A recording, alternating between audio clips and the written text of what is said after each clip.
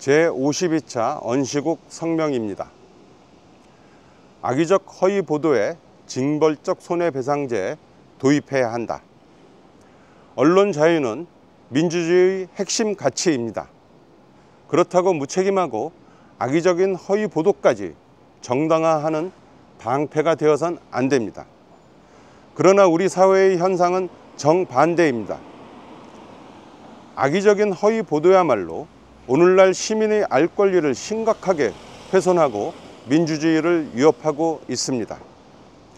대표적인 사례가 조선일보의 건설노동자 양효동 씨 분신 사건 왜곡 보도와 스카이데일리 중국인 선거 개입 허위 보도입니다.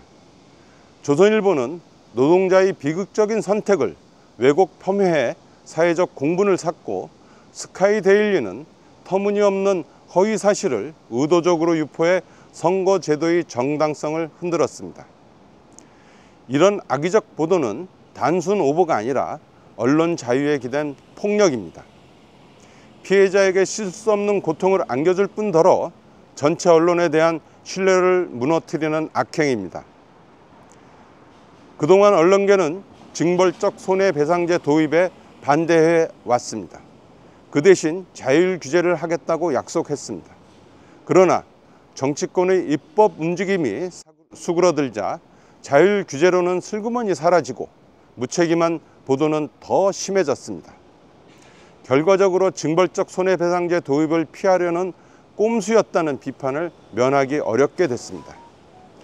징벌적 손해배상제 도입 움직임은 언론계가 자정 능력을 상실한 업보입니다. 무엇보다 많은 시민들이 징벌적 손해배상제를 지지하고 있습니다. 시민의 피해를 구제하고 언론이 신뢰를 회복하려면 허위 조작 보도를 처벌하는 강력한 입법이 불가피합니다. 언론의 자유는 언론사가 누리는 특권적 자유가 아닙니다. 독자의 알 권리와 균형을 이루는 한편 피해자 구제라는 정의와도 조화를 이루어야 합니다. 징벌적 손해배상제는 현재도 제조물책임법, 중대재해처벌법 등 20여 법률에서 시행되고 있습니다. 기업들은 불량품을 제조해 국민의 생명과 안전을 위협하면 이미 가중처벌을 받습니다. 사회적 파급력이 훨씬 큰 허위 조작 정보의 유포와 악의적 보도에 대해서는 언론 기업도 마땅히 엄한 벌을 받아야 합니다.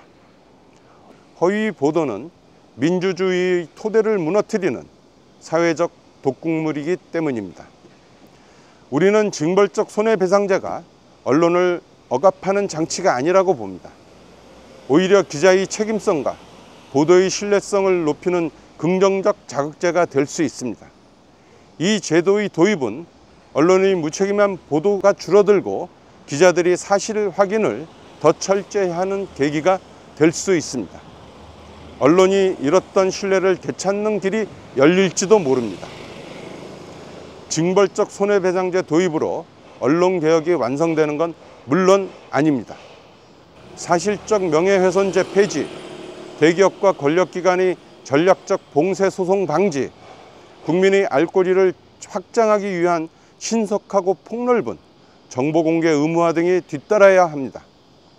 악의적 보도에 대해선 단호히 책임을 묻고 정당한 비판과 탐사 보도는 위축되지 않도록 지속적으로 제도를 보완해야 합니다.